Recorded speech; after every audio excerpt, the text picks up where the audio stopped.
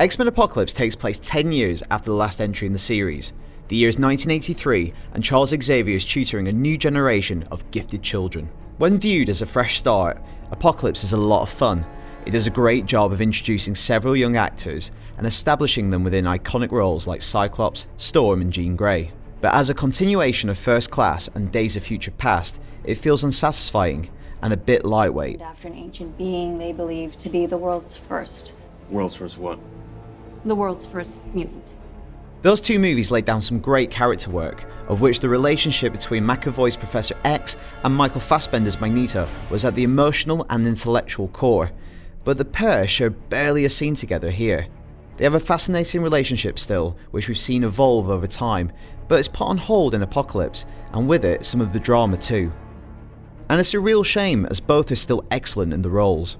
Magneto has a fantastic scene early on, showcasing the character's unique mix of menace and pathos. It's a stark reminder of just how good Fassbender is, but before long he's recruited by Apocalypse and becomes little more than hired muscle. And it's partly due to there being so many new characters introduced throughout the movie.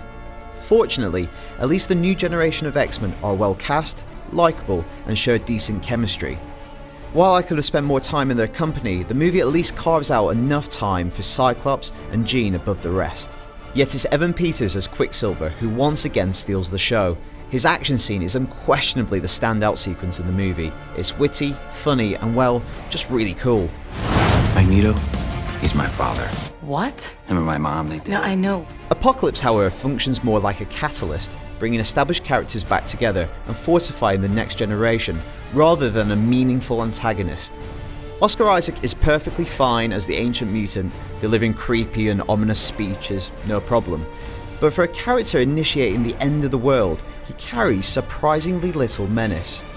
Maybe it's because most of his screen time is spent recruiting his 4 horsemen and overseeing their fabulous makeovers. Or maybe it's because the Armageddon he eventually unleashes feels so impersonal.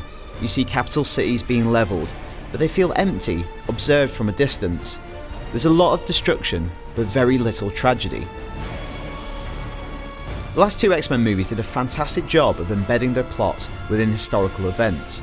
The Cuban Missile Crisis became the finale of First Class, while Vietnam served as an evocative backdrop last time around. So it's a real shame Apocalypse doesn't take more advantage of its era. Mullets and leggings aside, this story could have played out in any decade.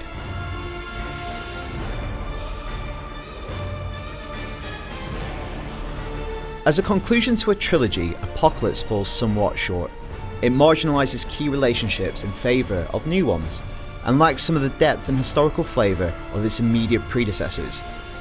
But taken as a fresh new start, Apocalypse is a fun and entertaining adventure which successfully introduces a new generation of gifted youngsters.